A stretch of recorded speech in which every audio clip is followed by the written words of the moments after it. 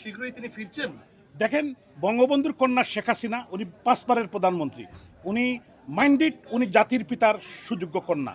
111-এও ফখরুদ্দিন মঈনুদ্দিন ওনাকে আটকানোর চেষ্টা করেছিল, উনি কিন্তু ওনাকে ব্রিটিশার যে নেয় নাই, তারপরে উনি বাংলাদেশে গিয়েছেন, উনি বলেছেন আমি এসেছি।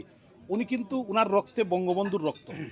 এদেশের মানুষের অধিকার আদায়ের জন্য, এদেশের মানুষের মুক্তির জন্য, অর্থনৈতিক মুক্তির জন্য, এবং এই দেশকে রাজাকার আলবদর মুক্ত করা, এই দেশকে এই যে জঙ্গিবাদীরা খুনি চক্র জবরদখল করেছে 2024 সালের 5ই আগস্ট, এটার থেকে আমাদের আজকে দেখেন বাংলাদেশে আমাদের মা বোনদের ইজ্জত নিয়ে টানাটানি, আপনি বাচ্চারা মারা যাচ্ছে, রেপ হচ্ছে, ছিনতাই, রাহাজানি, এটার থেকে উত্তরণের একটি পথ বঙ্গবন্ধু কন্যা শেখ হাসিনা যত তাড়াতাড়ি দেশে যাবেন ততই দেশের জন্য মঙ্গল।